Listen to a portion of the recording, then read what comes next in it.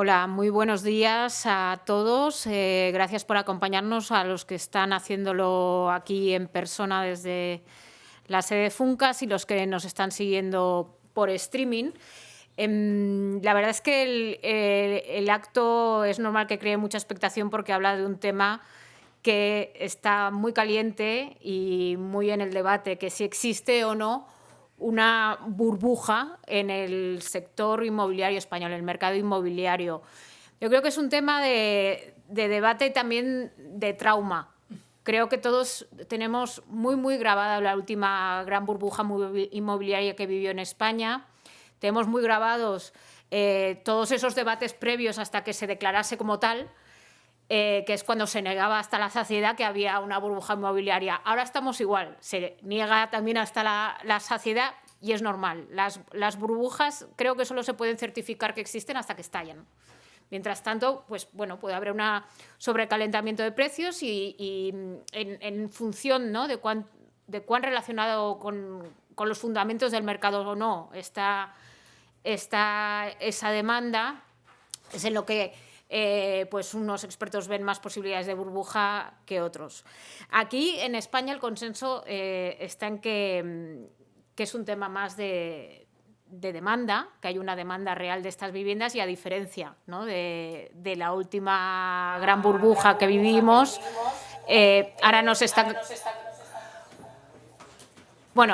construyendo las 700.000 viviendas que teníamos en Taña. Aún así, hay muchas notas al pie de página.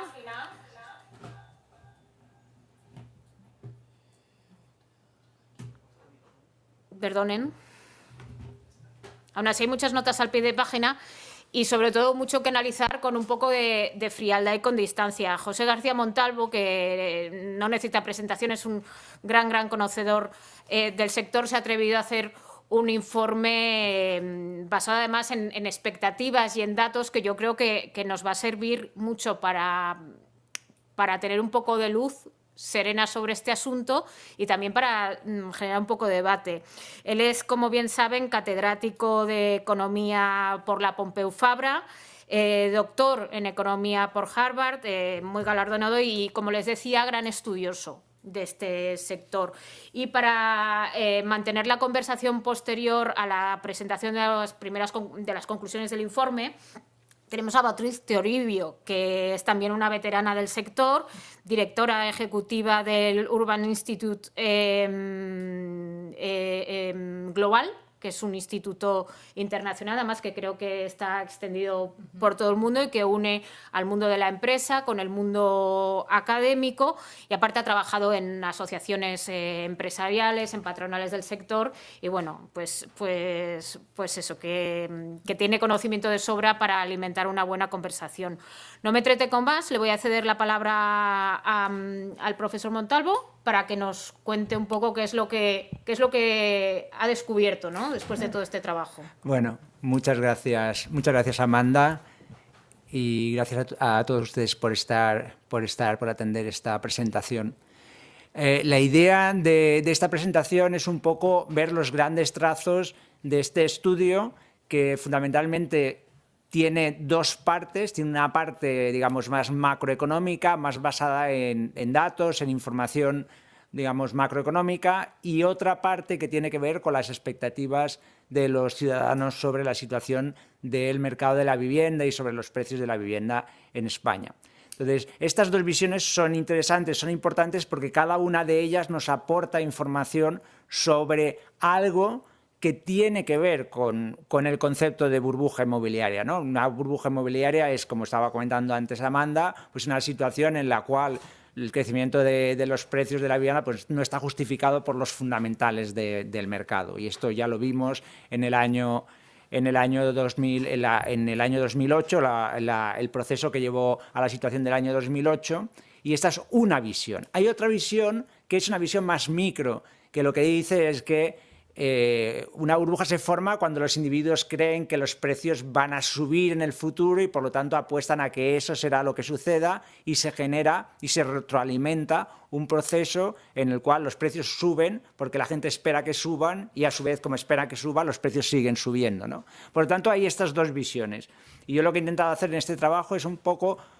intentar clarificar estas dos visiones desde una perspectiva que se utiliza bastante recientemente, que es ir hacia atrás y decir, en esta variable o en esta información, antes del 2008, ¿en qué año estaríamos, ¿no? Por ejemplo, los últimos datos de transacciones se dice, pues las transacciones son tantas como las que había en el año tal, ¿no?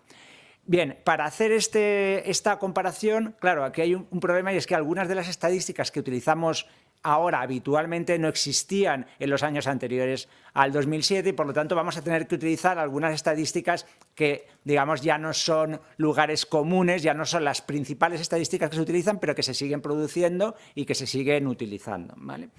Y a la vez, para la segunda parte, para la parte más de expectativas, lo que hemos hecho ha sido una encuesta que es prácticamente idéntica a una encuesta que se hizo en el año 2005 y que acabó, digamos que generó un trabajo que se publicó en Papeles de Economía Española, es una revista de Funcas, y que en aquel momento pues ya, digamos, y bastante contracorriente yo creo, pues predecía que sí, que todos los factores iban en la misma dirección. Había una burbuja muy grande y aquello no tenía buena pinta. Por lo tanto, estos son los dos enfoques. Desde la visión macroeconómica hay algunas semejanzas y muchas diferencias. Las semejanzas sería que estamos observando crecimientos de los precios de 2 dígitos, en particular en el último año. Estamos hablando de 12,8%, el IPV saldrá en unos pocos días, pero estamos hablando de tasas de crecimiento elevadas. Estamos hablando de unos niveles de transacciones que ya son bastante elevados. Y estamos hablando de otro indicador que yo creo que es interesante, que es la tasa de descuento. Quiere decir, cuál es la capacidad del comprador de afectar a la al primer precio inicial que pone el vendedor. Entonces, aquí, por ejemplo, en este gráfico de barras, tenemos cuál ha sido la evolución desde el año 2007 y los anteriores con una metodología distinta desde 2007, y vemos que la situación actual es una situación donde el comprador tiene toda la capacidad, todo el poder de decisión. El vendedor tiene todo el poder de decisión y el comprador puede afectar muy poco a ese precio inicial. Comparativamente, pues podemos ver cómo además es fascinante ver cómo los descuentos que se consiguen en la compraventa siguen la evolución del ciclo económico de una manera casi perfecta. Si yo dijera que esto es la evolución del desempleo, veríamos pues la primera recesión, la segunda recesión, el COVID, o sea, está todo aquí y esto no tiene nada que ver con el PIB, estos son descuentos. Y de nuevo, y en términos del nivel de precios, en términos nominales hemos llegado al nivel de 2007, en términos reales no, todavía estamos como un 25% por abajo y por lo tanto esto es lo que señala este gráfico, que lo que hace es un poco conectar la evolución, el gráfico de la izquierda, que lo que hace es conectar la evolución de los precios tomando como referencia o como principio el año 1998, igualándolo al 2021 y viendo hasta dónde estaríamos en términos de esos precios reales, que estaríamos ahora pues en torno al finales del 2002, principios del 2003. Bien, diferencias, estas son las semejanzas, pero ahí se acaban las semejanzas. Ahora vamos a ver diferencias. Las diferencias son muy significativas. Una diferencia muy importante es que en los años 2007 y 2008 la proporción de crédito a las familias para la adquisición de viviendas llegó a alcanzar el 63-64% del PIB. ¿De acuerdo? Que es una cantidad enorme. Eso sumado, me acuerdo que hacíamos esta suma, ¿no? Sumado a la cantidad de crédito de actividades inmobiliarias, daba un PIB, daba todo el PIB. ¿De acuerdo? El 100% del PIB. Aquí pues pueden ver que una llegó hasta el 60 y algo por ciento y la otra llegó al 40 y algo por ciento. Llegó a superar el 100% del PIB. Y en estos momentos, Digamos, no se parece en nada a esa situación. En estos momentos, en actividades inmobiliarias y construcción, estamos por debajo del 10%, estamos entre el 7 y el 8%, y en lo que sería crédito a familias para la adquisición de vivienda estaríamos en torno al 31, 30%, ¿de acuerdo?, sobre el PIB. Por lo tanto, primera diferencia muy sustancial. No hay la enorme cantidad de crédito que se había generado en la situación anterior. De hecho, ahora, de nuevo, comparando con la situación anterior en términos de estos indicadores, en uno de ellos estaríamos en torno al 2000, 2001 y en el otro indicador estaríamos en torno al 2002, 2003. ¿Vale? Y ahora luego lo veremos. Y la otra diferencia también fundamental es la diferencia que hay entre la relación entre la formación de familias y la terminación de viviendas. En el gráfico que pone periodo 2002-2010 lo que vemos es la evolución de la formación de familias en azul y de la terminación de viviendas, y la línea azul es la que acumula la diferencia entre estas dos. Entonces vemos que obviamente se construía más de las familias que se formaban y se fue acumulando una cantidad enorme de viviendas que no correspondían a la formación de hogares. Si vamos a la parte B, al recuadro B, que sería el periodo del 2019 al 2024, lo que vemos es justamente todo lo contrario. Ya lo que vemos es que lo que se va acumulando es un déficit, y se va acumulando un déficit que al final llega, los números no se ven muy bien porque es bastante pequeño, pero llega entre 650.000 y 700.000 viviendas. Por lo tanto, una diferencia abismal, tanto en términos de crédito como en términos de la relación entre viviendas terminadas y formación de hogares. Y, por último, los indicadores de calidad crediticia todavía están más atrás en términos del ciclo pasado, ¿vale? Resumen de la visión macro. En términos de descuentos es donde más avanzados estamos o más adelantados estamos. Los descuentos están al nivel del 2007, por lo tanto esa es la que está más adelantada de todas las variables. Las transacciones de viviendas están en el cuarto trimestre del 2004. El precio real de la vivienda está en el tercer trimestre del 2003, por lo tanto aún bastante alejado del 2007-2008. El saldo de crédito para adquisición de viviendas sobre el PIB está en el año 2002. El indicador sintético del Banco de España de riesgo en el sector inmobiliario está en el año 2001. La heterogeneidad provincial, que es otro indicador, cuando hay una burbuja crediticia, todos los precios suben a la vez y, por lo tanto, da lo mismo Barcelona que una ciudad pequeña en mitad de ningún sitio. Todos los precios se lo lleva la ola, hace que todos los precios suban. Bien, pues esa heterogeneidad provincial está a nivel del año 2000. Y luego, lo que sería el saldo de crédito a actividades inmobiliarias y construcción está en el año 1999, y las variables de calidad crediticia, que son estas dos últimas proporciones que aparecen aquí, están en el año 99. Por lo tanto, en términos de la visión macroeconómica, no parece que hayan indicadores suficientes como para decir que estamos en una situación similar o de una burbuja similar a la que ya tuvimos en el año o que finalmente llevó a la crisis del año 2008. Vale, ahora vamos a la otra visión. Vamos a ver la visión más micro, la que tiene que ver con las expectativas. Las expectativas sobre el precio de la vivienda son fundamentales para la macroeconomía, porque la transmisión macroeconómica se produce a través de los efectos riqueza y colateral. El efecto riqueza es mi riqueza aumenta tanto o mi expectativa de riqueza aumenta tanto, de cada euro, aunque las estimaciones no son muy precisas, pero de cada euro normalmente se gastan entre 2 y 7 céntimos de euro como efecto riqueza, y por lo tanto tiene un impacto muy relevante sobre la macroeconomía. Las expectativas también son motor de auge y de caída en el mercado de la vivienda y por lo tanto pueden generar inestabilidad macrofinanciera, y desde esa perspectiva evidentemente los bancos centrales tienen que estar atentos a cuál es la evolución de esto. Y, por supuesto, las expectativas de los precios futuros de la vivienda condicionan las decisiones entre alquilar y comprar, la localización, el tamaño de la vivienda, etcétera, etcétera. Y hay un aspecto más reciente, que es lo que se ha denominado la paradoja del sentimiento del consumidor. Es esta situación en la cual los indicadores macroeconómicos todos son muy sólidos. Esto comenzó en Estados Unidos, pero en España también hemos llegado a una situación bastante similar que preocupa en algunos ámbitos, que es esta paradoja de una situación macroeconómica muy buena, con un crecimiento muy bueno, con un crecimiento del empleo potente, etcétera, etcétera, y sin embargo una sensación del consumidor muy negativa. La economía macroeconómicamente va muy bien, pero para mí estamos como si estuviéramos en una recesión, ¿eh? Es lo que se ha denominado, los americanos llaman vibe recession, que es esta sensación de que estamos, porque realmente la macro no dice esto, ¿no?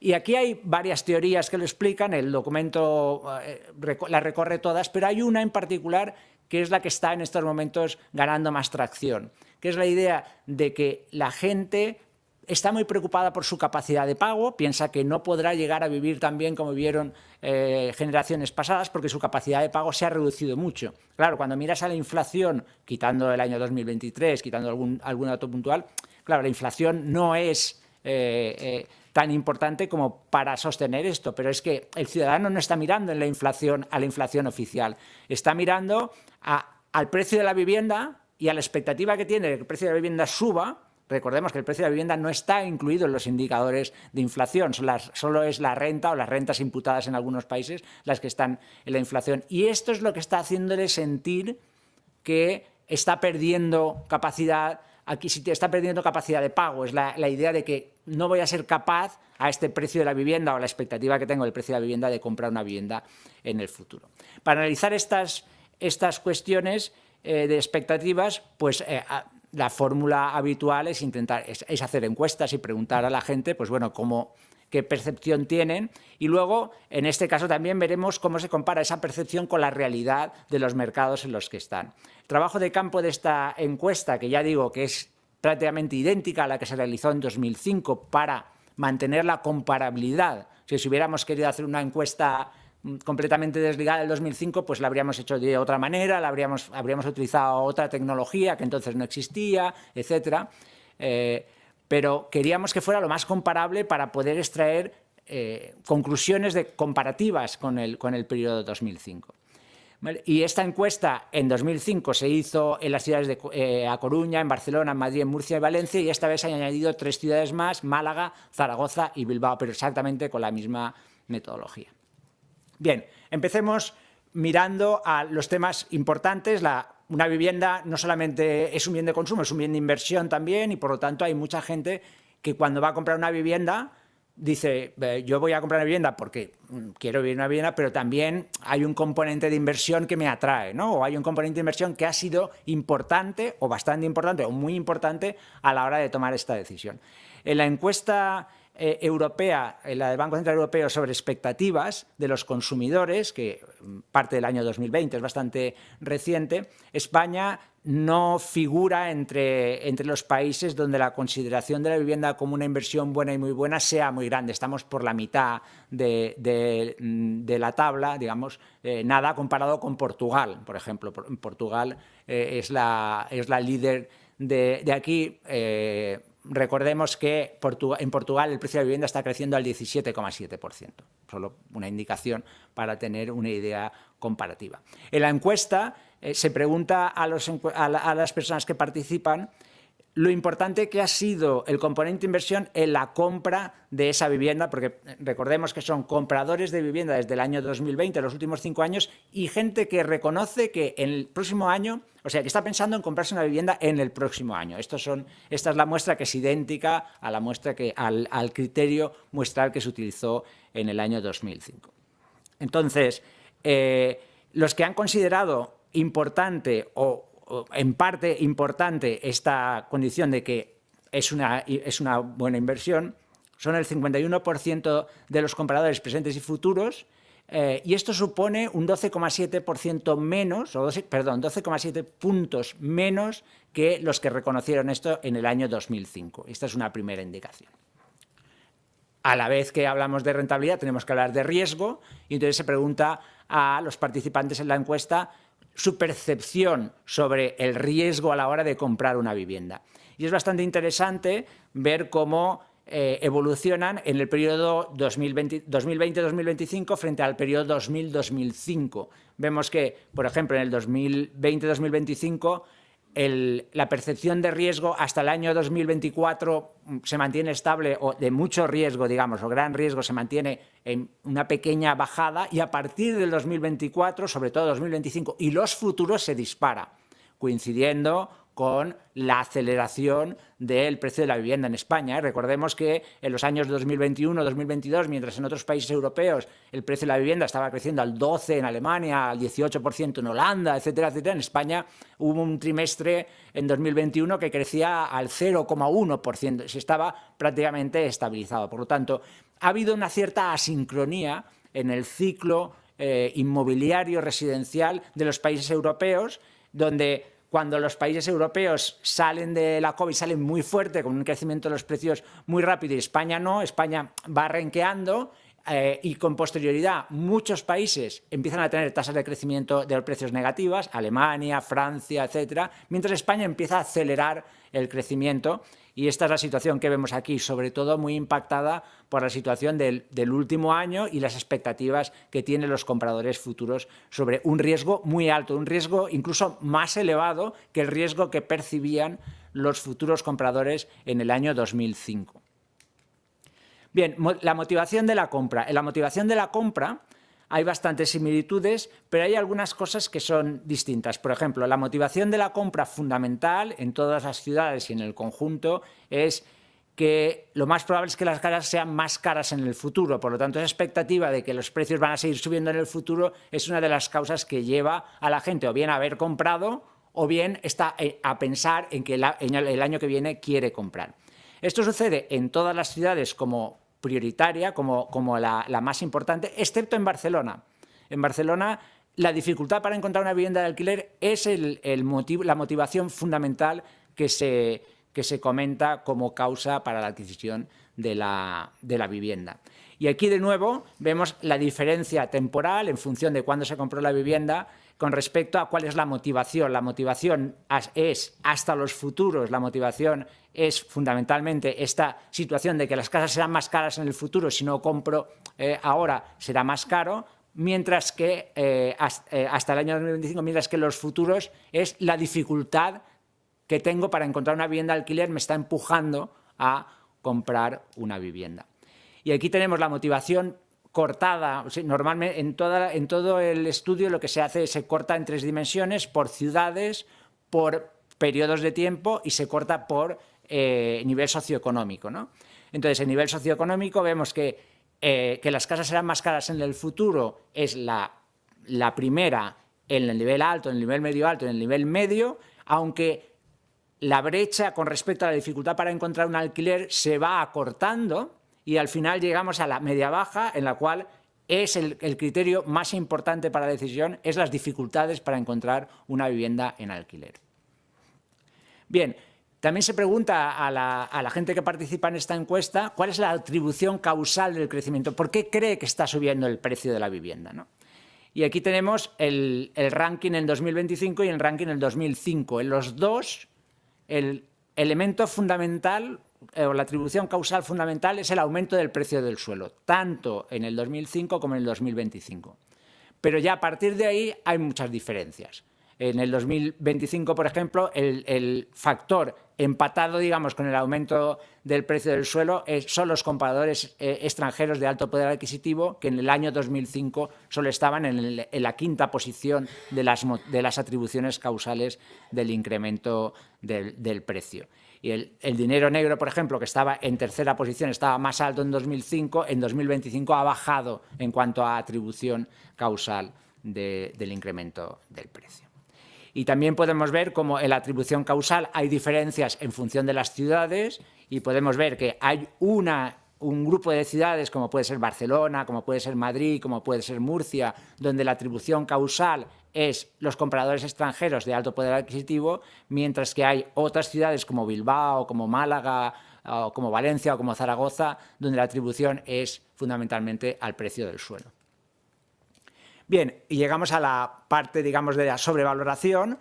Es una pregunta directa de ¿piensa que hay sobrevaloración en el precio de la vivienda y cuánta sobrevaloración hay? En el año 2005 el valor era un 94,5% de todos los entrevistados admitían que había una sobrevaloración en el precio de la vivienda. En 2025 estamos en el 89%, estamos ya muy cerca de la misma situación que teníamos en 2005.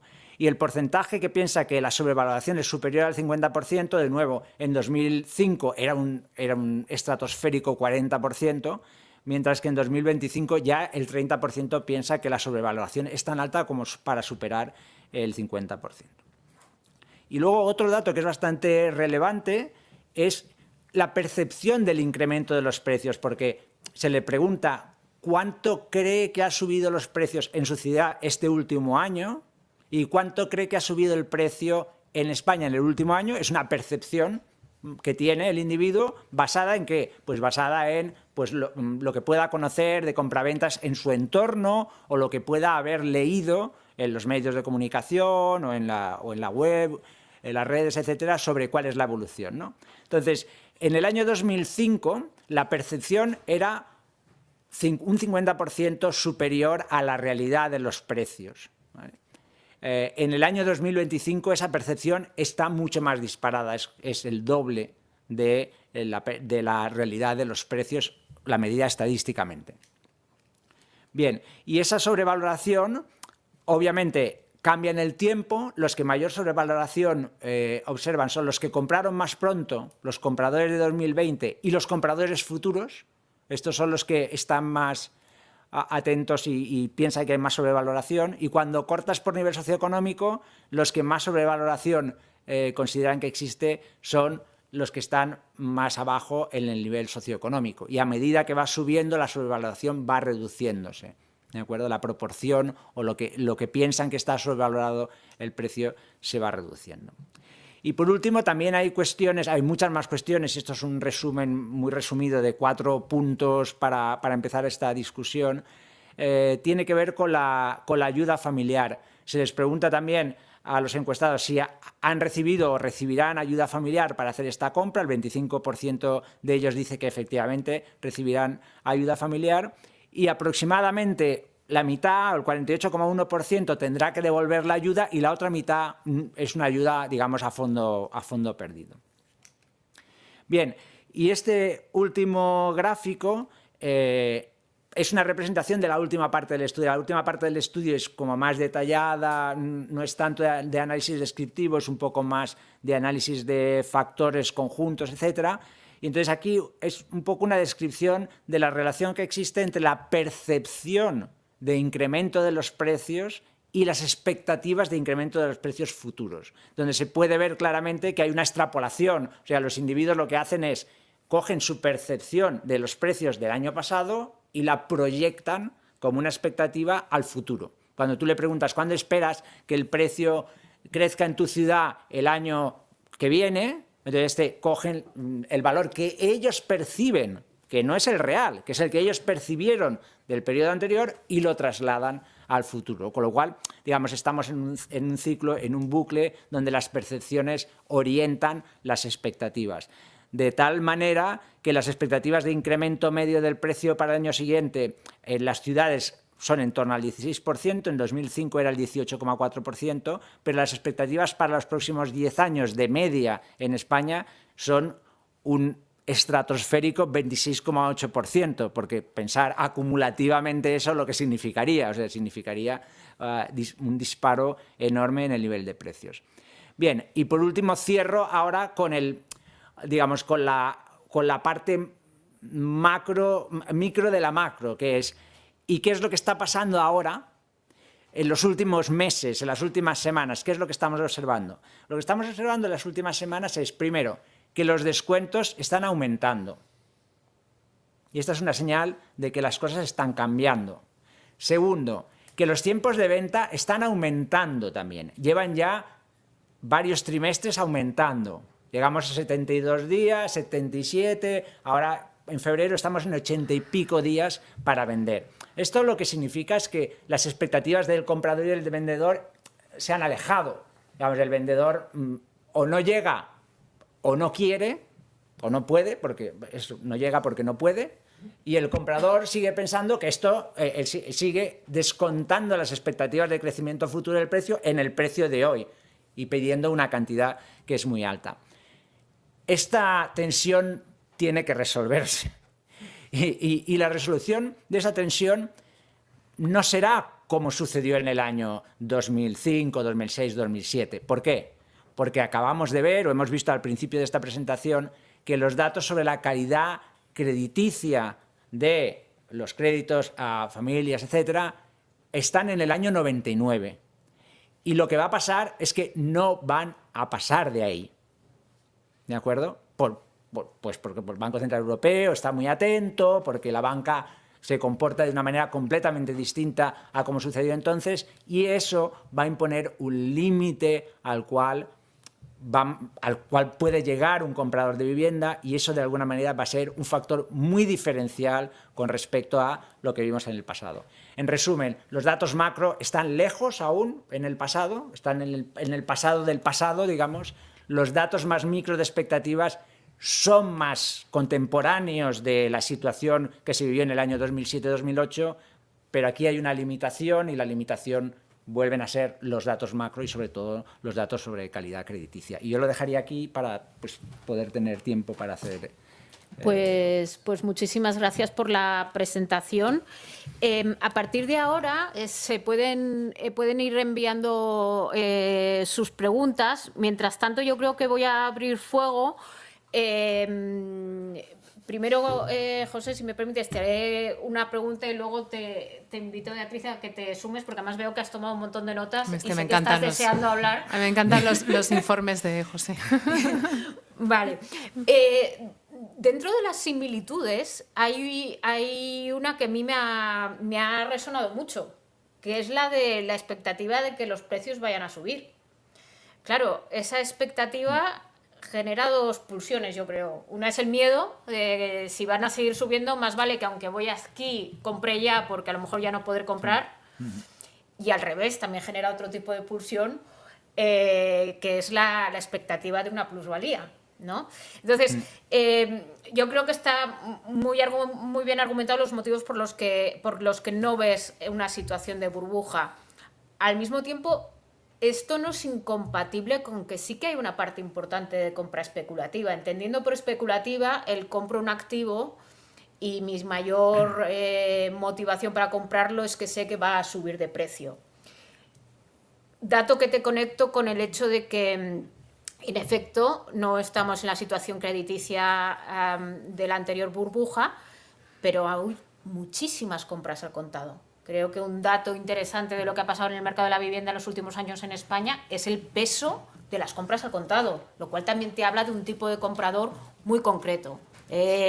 No explica esa diferencia de crédito del 60 y pico al 30 y pico, evidentemente esos 30 puntos no están explicados por eso, pero hombre, yo creo que tiene sentido, ¿no? Entonces, te lanzo estos peros, sí. y luego me encantará que Beatriz tome la palabra. Sí, no, yo creo que tienes mucha razón. Lo primero que planteas, aquí hay mucho FOMO, hay mucho miedo a no ser capaz en el futuro de tener una vivienda y por lo tanto a lanzarse a comprar ahora. Y eso es en parte lo que explica que los descuentos hayan sido tan pequeños, que sean tan pequeños. Es que el comprador me pide 100 y bueno, pues yo doy 100, oye, no quiero arriesgarme, no quiero estar en esta situación de FOMO que no puedo soportar.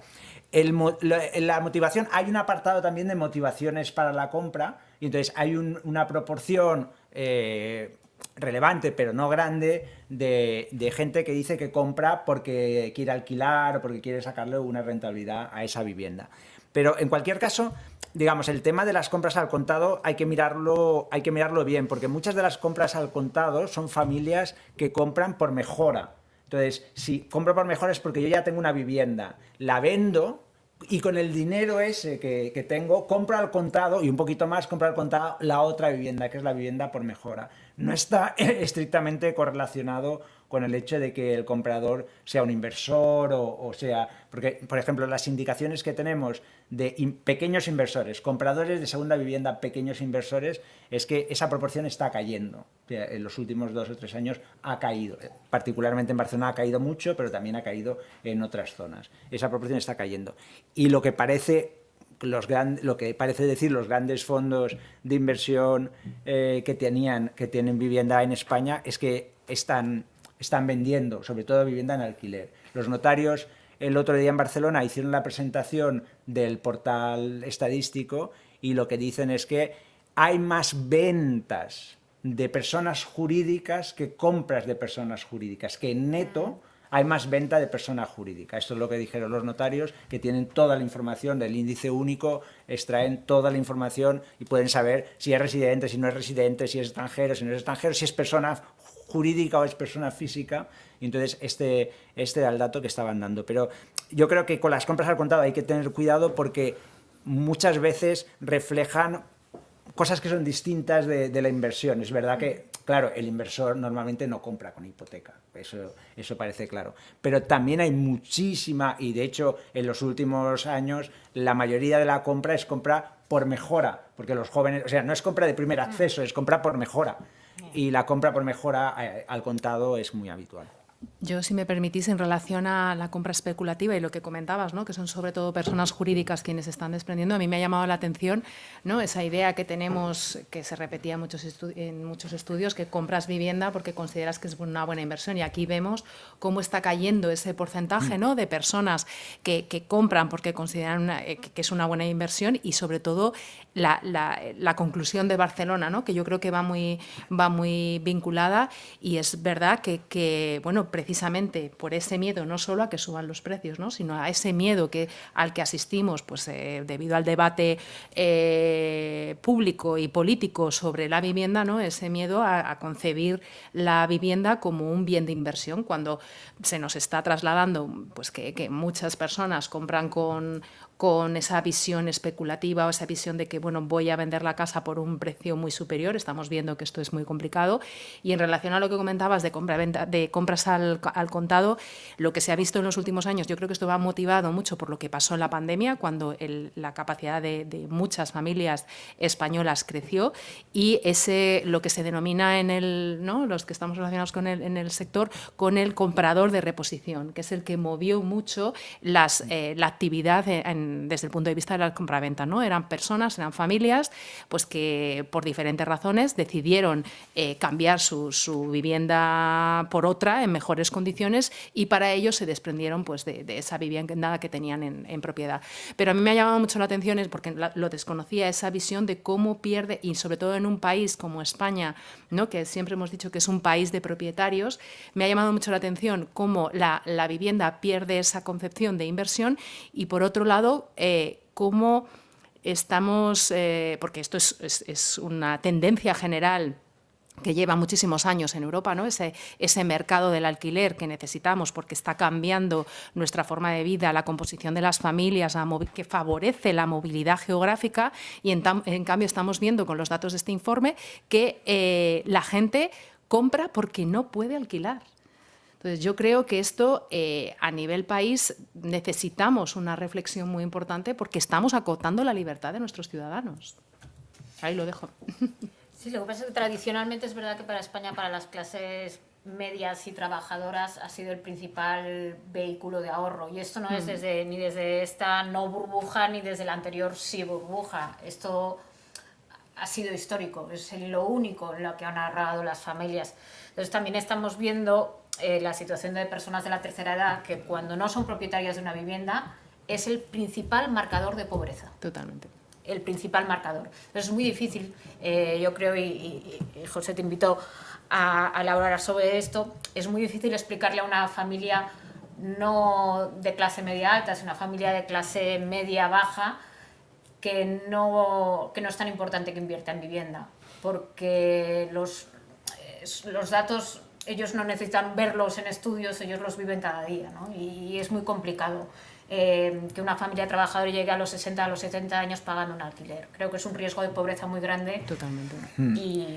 Pero perdón, sí, es llamativo que el principal motor, ¿sabes? Antes era, considero que el tener una vivienda es un patrimonio que le puede venir bien a mis hijos, a mi familia, etcétera. Y cuando preparábamos esta charla, yo era uno de los elementos que ponía en valor, ¿no? Es que la vivienda ha sido la principal, y sigue siendo la principal vía de ahorro del grueso de los españoles.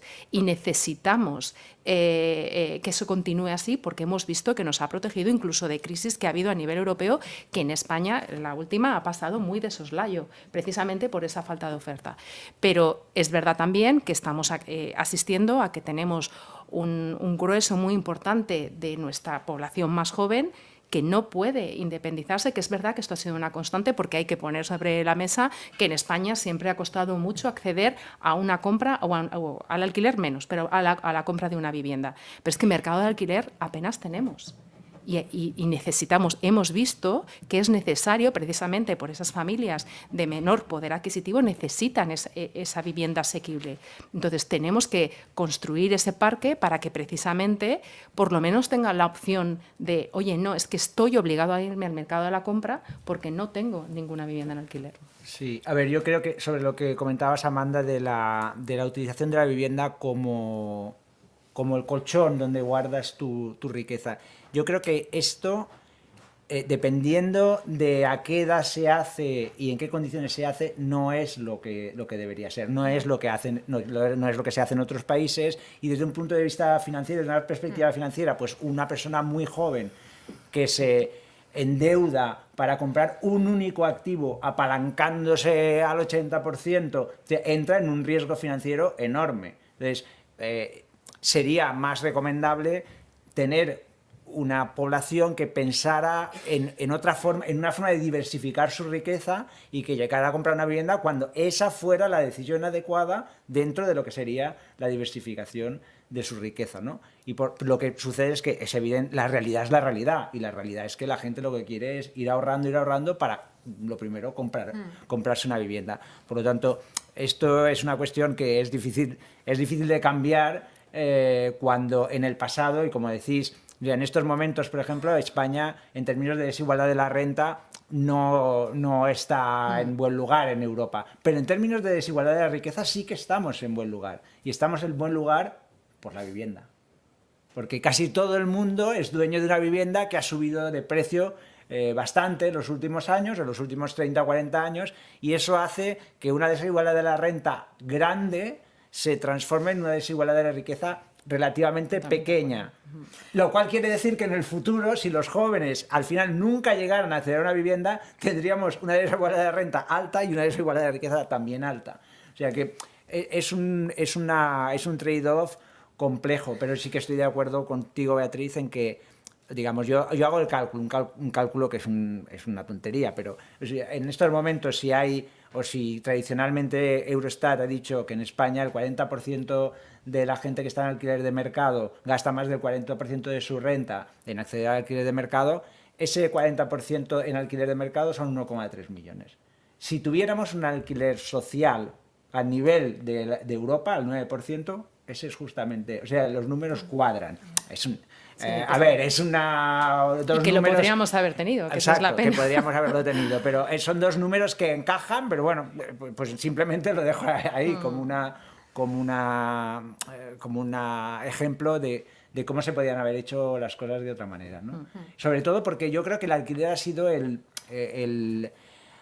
la parte del mercado más despreciada siempre desde la perspectiva de la política de vivienda, ¿no? O sea, primero pues hubieron ayudas a la piedra, luego desgravaciones a la primera, a la segunda vivienda, a la tercera vivienda, y el alquiler nada. Con lo cual, claro, llegamos a una situación completamente anómala en términos de países que tienen un nivel de desarrollo similar al nuestro, de tener un alquiler del 9,5%. Cuando los países normales tienen el 30, el 35, el 50%, nosotros teníamos una proporción absurda.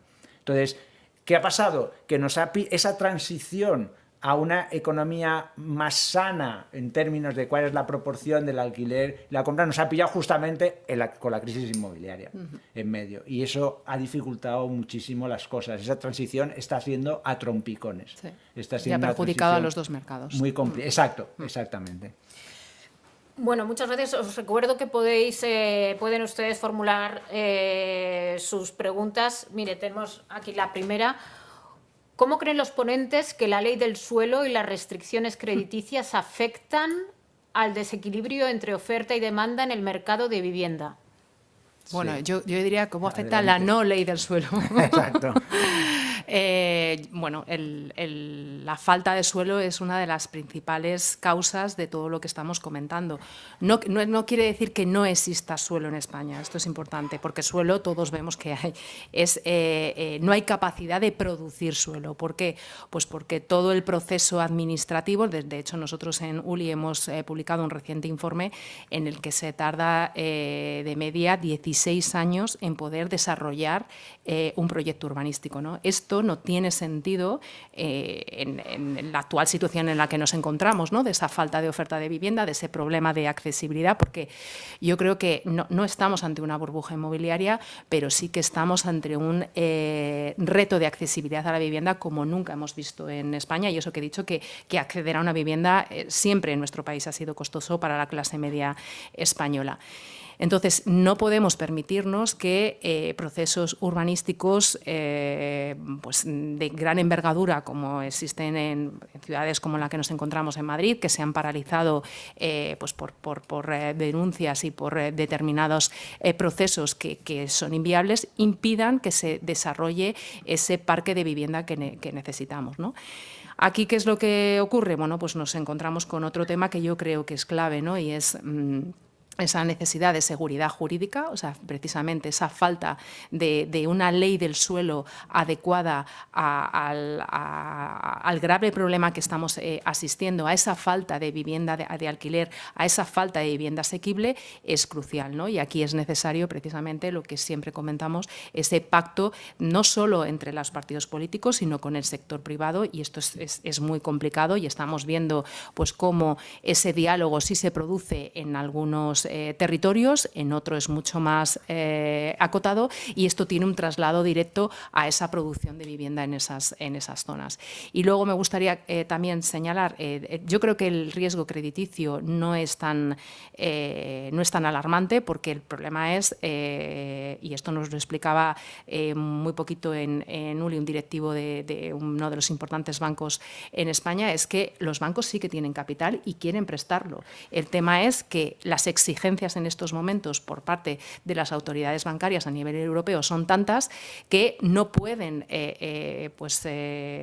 prestar todo ese dinero que les gustaría, lo cual no es, bajo mi punto de vista, no es negativo, porque este es el límite. Exacto, este es el límite a la aceleración que podríamos Claro, esto, tener. como tú bien has explicado, es por lo que no estamos en estos momentos ante una burbuja inmobiliaria, ¿no? Pero es cierto que hay, que hay mucha población que necesitaría esa financiación, que es verdad que aquí algunas administraciones están llevando a cabo iniciativas interesantes, pero queda mucho para que determinados segmentos de la población puedan acceder a esa financiación que hemos visto que es clave para poder acceder a la vivienda. Pero vamos, de los dos temas, crucial la falta de una ley del suelo adecuada a las necesidades del mercado para que esos procesos de desarrollo urbanístico no tarden décadas en llevarse a cabo. Sí, yo creo que la financiación no es el problema fundamental. Es verdad que desde la perspectiva pública se ha puesto mucho énfasis últimamente en el tema de la financiación y por ejemplo, para lo que sería promoción de vivienda social y asequible en alquiler, ahí hay un problema entre el precio al que pones la vivienda en alquiler, si es 200, 300 social o 400 a 600 asequible, no hay al coste que tiene la construcción, no hay forma, ahí hay un gap que hay que cubrir y por lo tanto la financiación es importante. El España Crece propone quitas de deuda, el ICO tiene otros mecanismos también para hacer esto y los promotores pues están pidiendo los antiguos subsidios a los tipos de interés. Pero yo sigo pensando que la financiación no es en general el problema clave. El problema clave es el que tú comentabas, Beatriz, es la burocracia, la tardanza en las licencias, es la falta de mano de obra en el sector. La falta de mano de obra en el sector.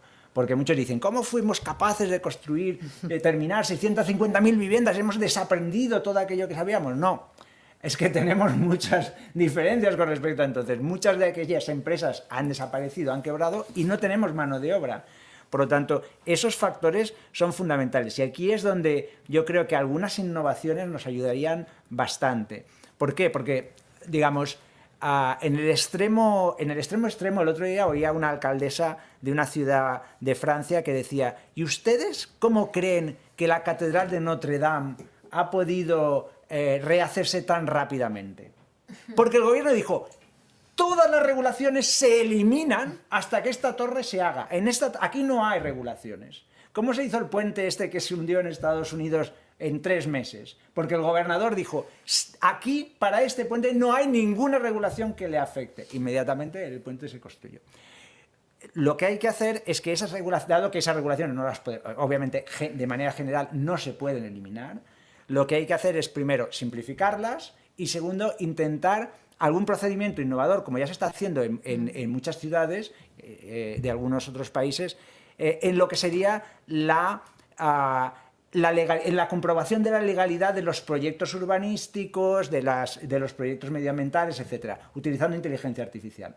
Utilizan sistemas en los cuales comprueban la legalidad de los distintos elementos que tiene un planeamiento urbanístico, del desarrollo de un planeamiento urbanístico, y la inteligencia artificial prácticamente hace todas las comprobaciones. Hay que hacer 90 comprobaciones, pero la inteligencia artificial hace 80, y solamente quedarían 10 comprobaciones para hacer, pues, por él. Y perdona, José, no solo sin irnos a la inteligencia artificial, hay ayuntamientos como el de Málaga, como el Madrid, que están introduciendo una serie de mejoras en la concesión de licencias, en la reducción de burocracia, que se está notando en la producción de esa vivienda. La simplificación es otro de los puntos. O sea, que digamos, allá donde la simplificación pues no se puede llegar, yo creo que aprovechar las nuevas tecnologías para hacerlo, porque hay otro problema que mucha gente habla, gente que del mundo local que lo sabe bien, que es el miedo a firmar. O sea, el secretario, cuando técnico. llega un proyecto urbanístico, ¿dónde está el secretario? Ah, no, está 2 semanas de baja.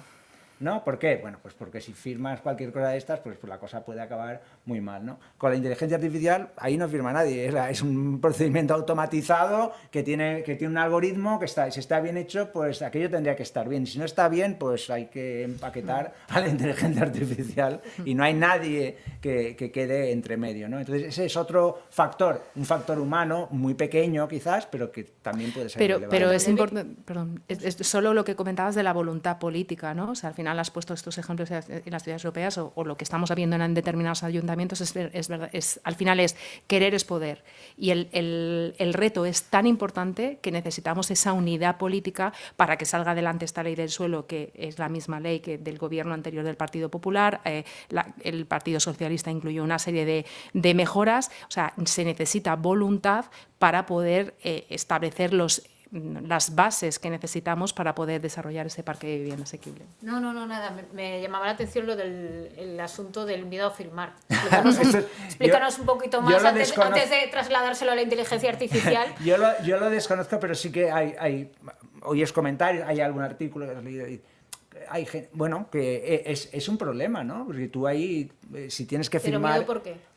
Hombre, pues porque puede haber algún documento que no esté correcto. Tú no compruebas todos los documentos, ¿no? La declaración medioambiental está bien hecha, no está bien, tiene todos los elementos que tiene que tener y tal. Bueno, pues no lo sé. No sé si es su labor comprobarlo. La inteligencia artificial lo comprobaría automáticamente por su cuenta. Y a ver, esto es un detalle en el extremo de los detalles, pero lo digo porque en muchas ocasiones, por ejemplo, en Barcelona ha habido una política de compra de edificios por tracto y retracto para convertirlos en alquiler. Muchos de esos edificios necesitaban renovaciones.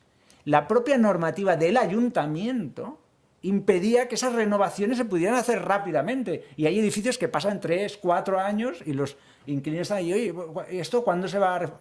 Pues no se puede hacer. ¿Por qué? Porque la normativa del ayuntamiento es muy estricta en cómo tiene que hacerse esa renovación, en contra de sus propios intereses en este caso. Mencionabas el caso de Estados Unidos y yo creo que nos sirve para plantear una cuestión pues, bastante de fondo.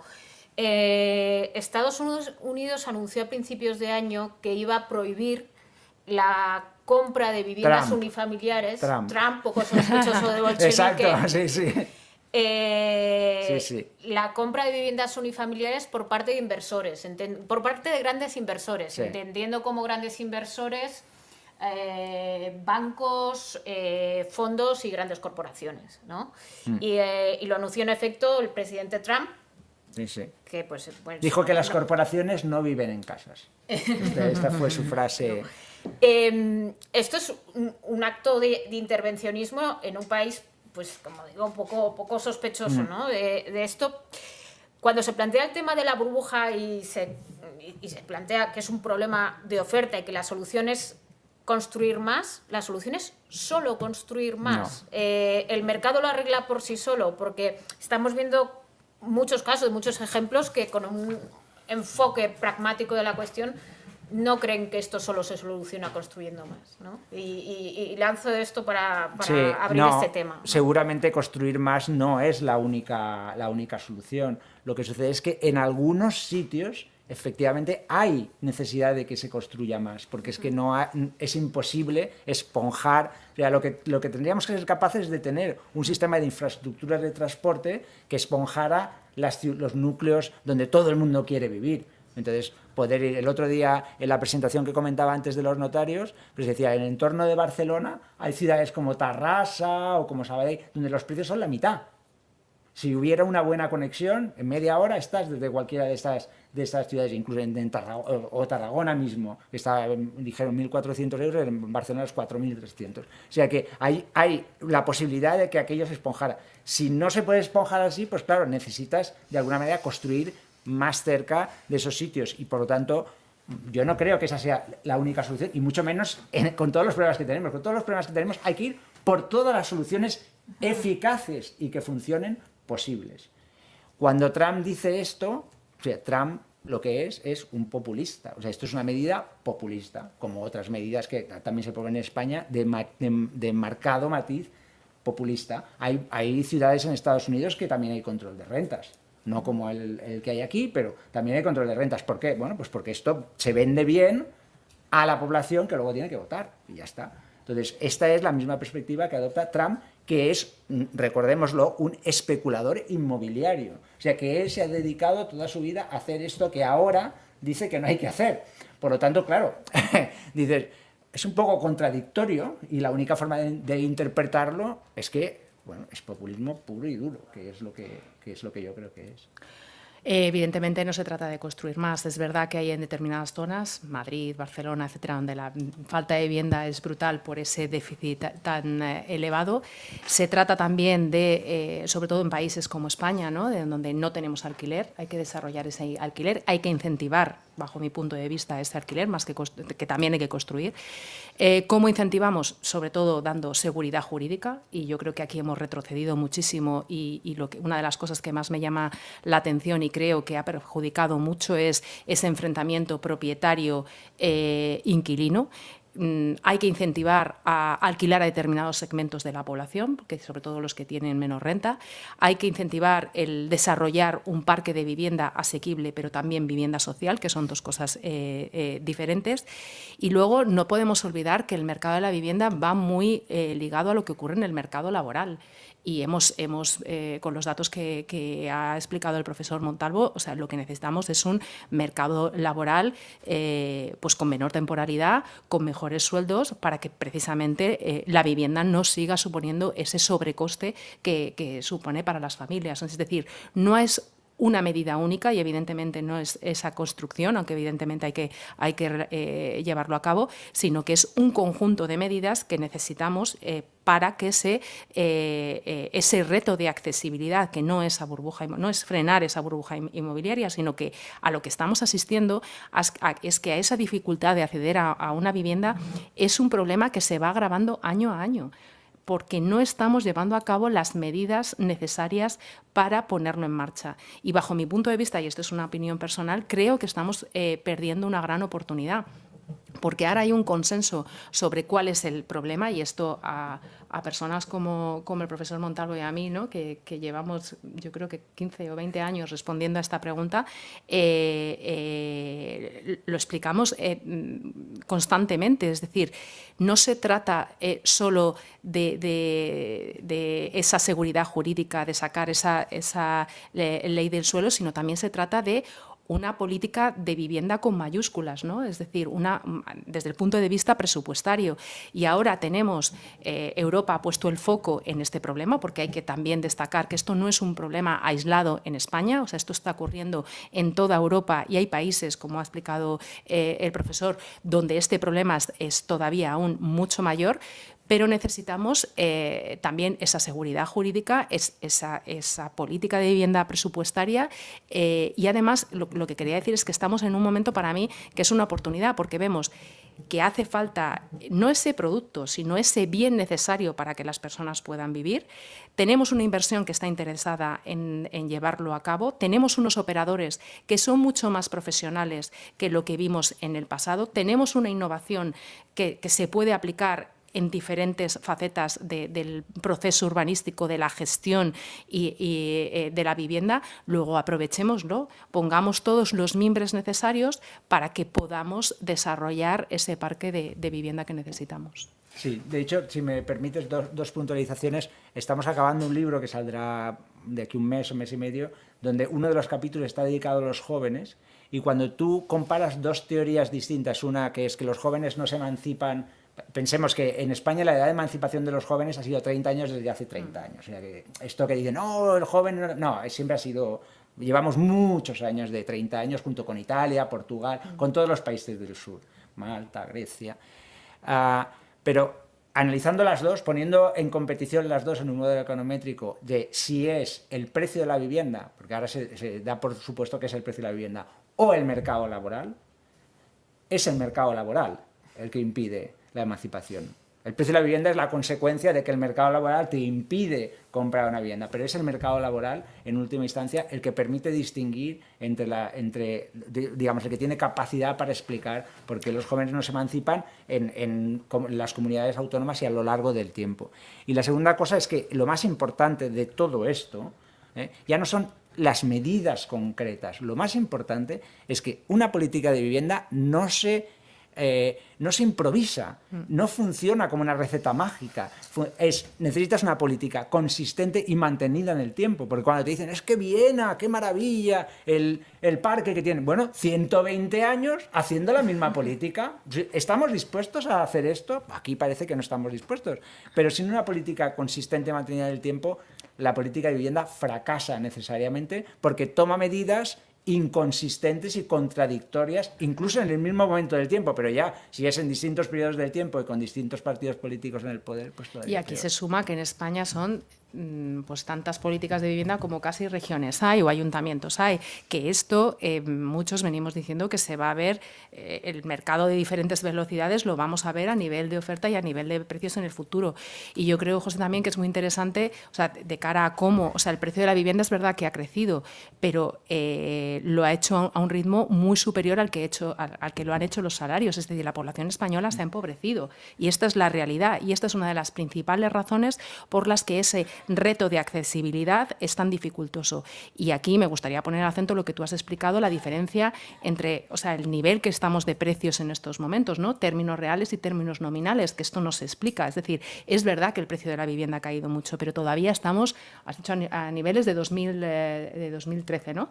O sea, de 2003, perdón, de 2003. O sea, que pongamos las cosas en su contexto y en su situación. O sea, el nivel de precios no es tan alto como era antes, la financiación, la posibilidad de acceder a una hipoteca no es la que había antes y esto está coartando que mucha gente pueda comprar pues, por encima de sus posibilidades. Ahora bien, tenemos un reto y, como bien ha explicado José, el problema es que esto nos ha pillado pues con una producción deficitaria, porque se crean muchos más hogares que viviendas se crean, y además con esa falta de ese mercado social o ese parque social de vivienda asequible y de vivienda en alquiler que hoy por hoy, en este mundo en el que vivimos, con mucha movilidad laboral, movilidad geográfica, etcétera, etcétera, es imprescindible para que nuestras generaciones más jóvenes puedan acceder a una vivienda. Muchas gracias. Antes he visto un micro por ahí y eso me hace pensar que hay alguna pregunta. Adelante. Sí, muchas gracias a los tres. Plantea Cristina Dols del Confidencial, si los descuentos y los tiempos de venta están aumentando, ¿creen que estamos ante el inicio de un descenso del FOMO? ¿Y en qué medida, si eso es así, va a aliviar en parte la crisis actual, aunque la construcción de nuevas viviendas siga siendo lenta? Gracias. Sí.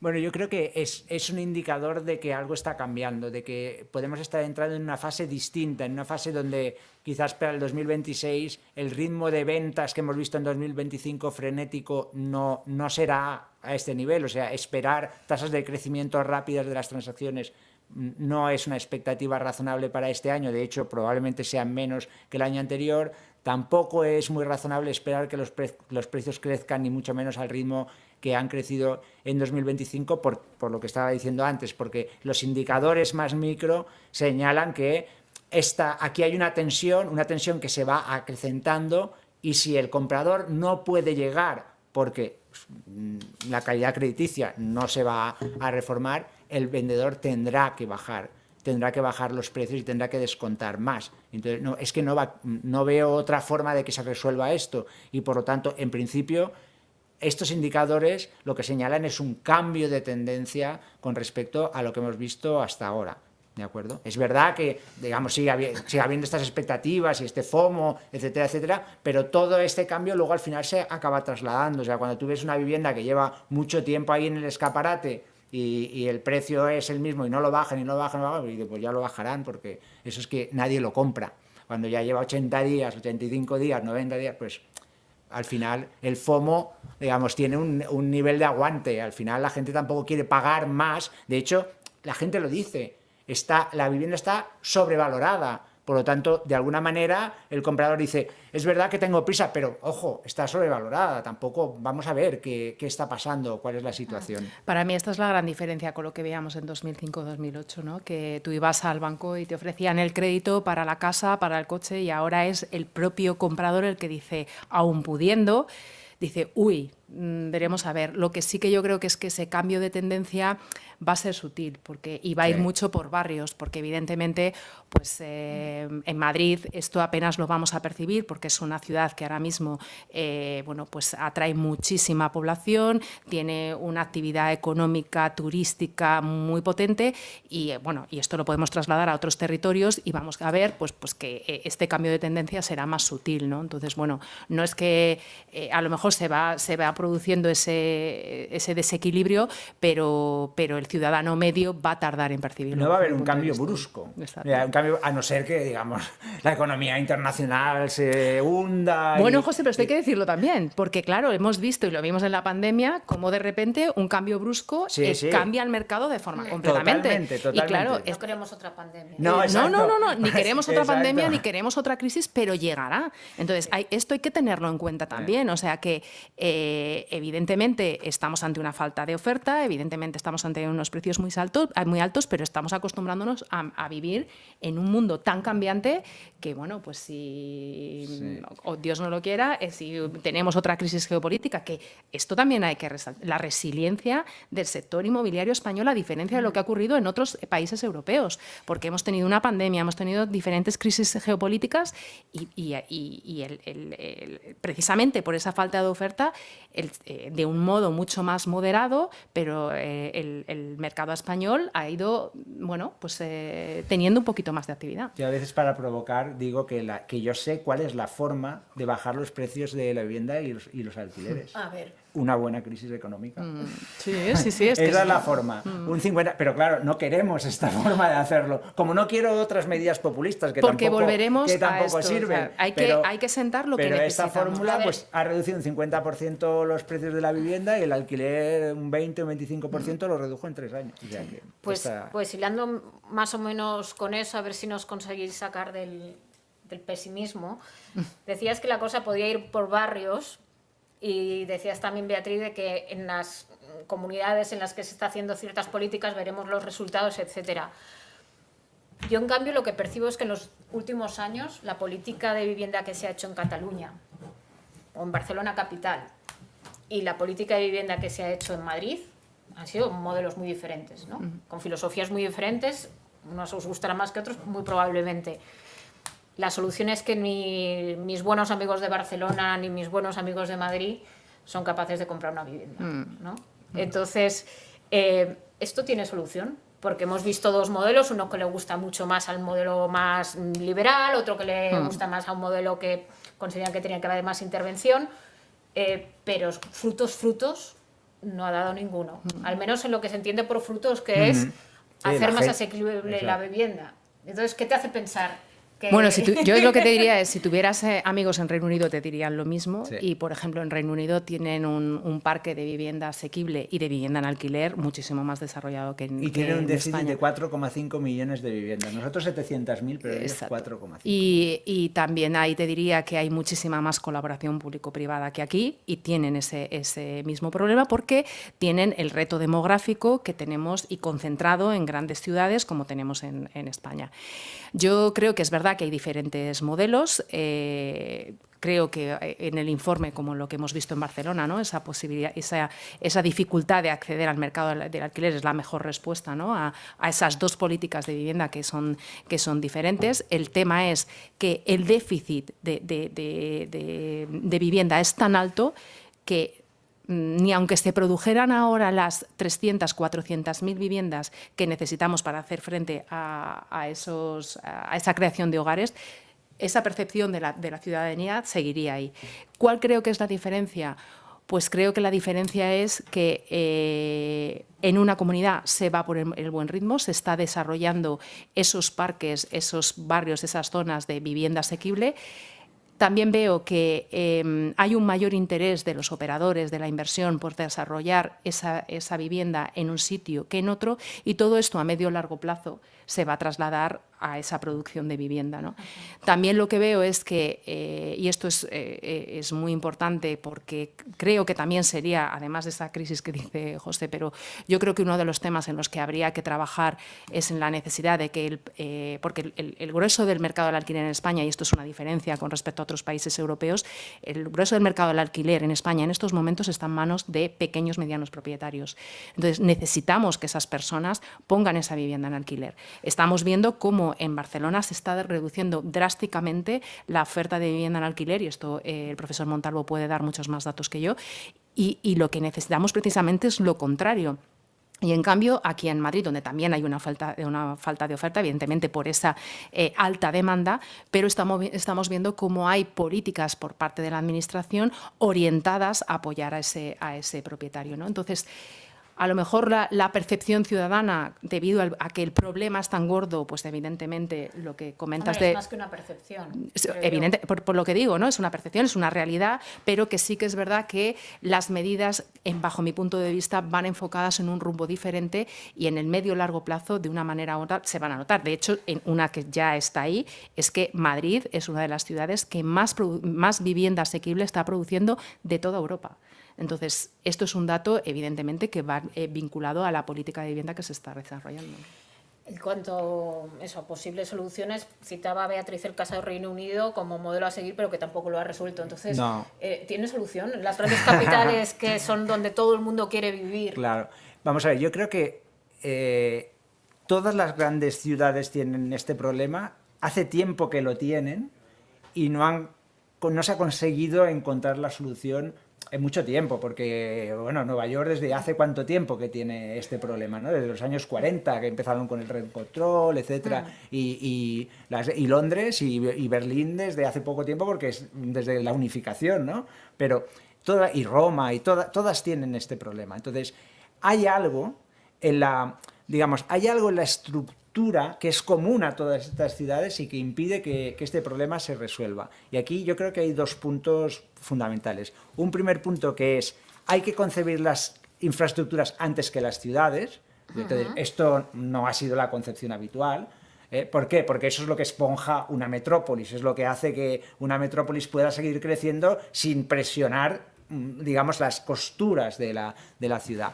Y la segunda es una cuestión de economía política que está muy estudiada en economía, que es la cuestión de los distintos niveles de competencias dentro del desarrollo urbanístico. Entonces, ahí tienes un nivel, que es el nivel local. Ahora estoy haciendo una abstracción, pero que es una abstracción que en general funciona bastante bien. Un nivel local donde no se quiere construir más porque el alcalde necesita los votos de los propietarios. Los propietarios no quieren que se construya más, porque si construye más eso afecta al precio de mi vivienda. Y yo por la mañana digo, ay, qué pena que suban tanto los precios, pero por la tarde me voy a cenar con los amigos y digo, ostras, mi casa vale el doble, qué contento estoy. ¿Vale? Entonces, la parte de abajo no quiere construir más. Y el regional y el estatal sí que quiere construir más. ¿Por qué? Porque los ciudadanos votantes suyos no es del municipio, es todo. Y hay mucha gente que está fuera del municipio que querría vivir en el municipio. Como no es votante del municipio, pues da lo mismo. Eso es lo que piensen ellos, da un poco lo mismo. Estoy simplificando mucho las cosas, pero vamos, esta es la idea. Entonces, ahí, ¿qué soluciones hay? Porque, digamos, el caso extremo fue en el Reino Unido. En el Reino Unido, el gobierno dijo, vamos a imponer, dado que no queréis construir, vamos a imponer una cantidad mínima de viviendas en Birmingham, 5.000, en Brighton, no sé cuántas, que tenéis que construir obligatoriamente. No se construyó ni una. Y el gobierno, en lugar de decir, pues os vamos a quitar financiación, dijo, vale, pues quitamos la norma. Entonces, aquí hay un problema claro entre las competencias de los distintos niveles. Las soluciones son, hay una solución muy bestia que se ha aplicado en Estados Unidos en algunos sitios, que es quitar competencias a la parte de abajo para subirlas arriba. Entonces, a una zona metropolitana, a una región metropolitana o algo así, que tenga en cuenta no solo los votantes de esa ciudad, sino los de todo el contorno. Porque si no, ¿qué sucede? En Estados Unidos hay estudios muy interesantes sobre cómo se pelean las ciudades por los trabajadores. O sea, venir a trabajar a mi ciudad, pero ir a dormir a la ciudad de al lado. Claro. O sea, construirme al lado, pero aquí no me construyáis.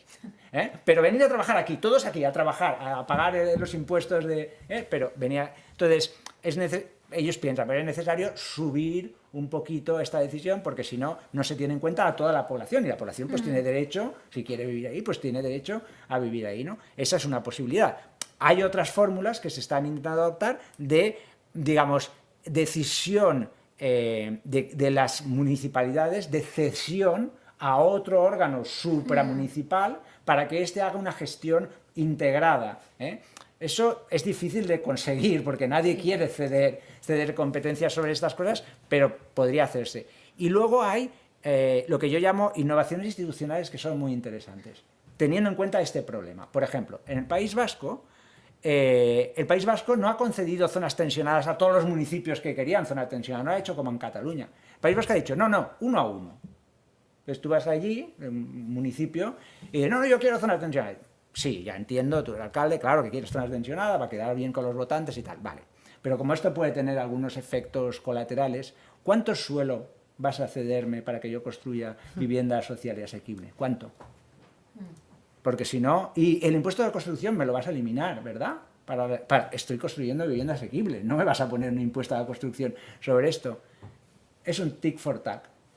Vale, acepto esta medida que, bueno, tengo muchas dudas sobre tal, pero a la vez tú tienes que hacer algunas cesiones.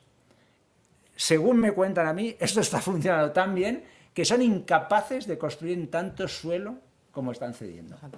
Entonces, necesitamos innovaciones, tanto institucionales, regulatorias, tal, para poder superar estos problemas, porque es lo que tú dices, Amanda, es correcto. O sea, este problema es un problema que tenemos todos hace mucho tiempo y que parece que no tenga solución, porque siempre estamos dándole vueltas a lo mismo y seguimos en la rueda sin avanzar o avanzando muy poquito.